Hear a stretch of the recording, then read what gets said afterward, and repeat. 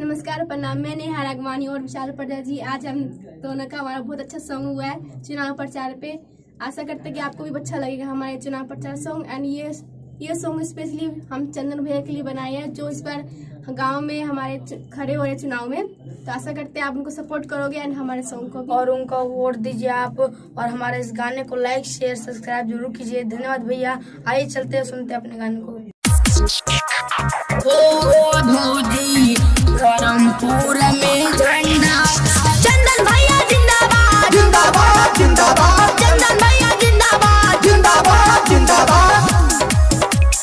ओ भौजी धर्मपुर में झंडा, कैसे विकास होई केकरा पे आस होई, सब लोग इहे कहता, सब लोग इहे कहता। कैसे विकास होई केकरा पे आस होई, सब लोग इहे कहता। टूटल बनौली हो गौआ के गली हो, टेंशन भइल रहता।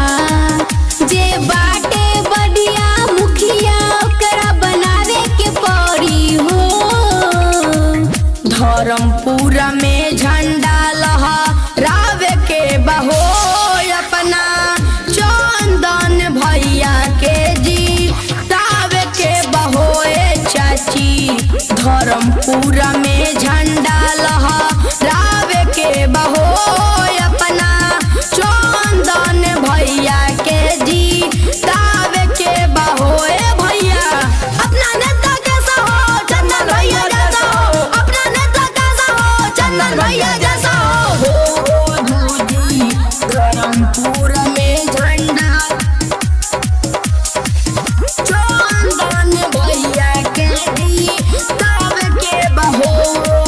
पूरा गौआ में इन्हीं के हाला नुबा, पूरा कहत टोला मोहल्ला नुबा, कहत टोला मोहल्ला। पूरा पंचायत के बयास, चंदन भैया जीती हैं तो पूरा होई विकास। पूरा गौआ में इन्हीं के हाला नुबा, पूरा कहत टोला मोहल्ला नुबा।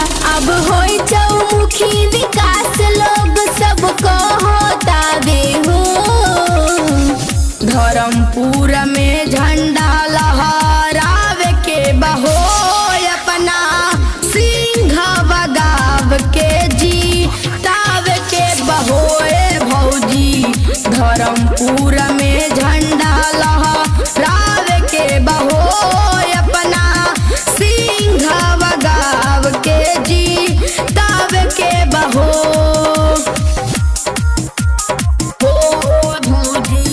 धर्मपुर में झंडा, भौजी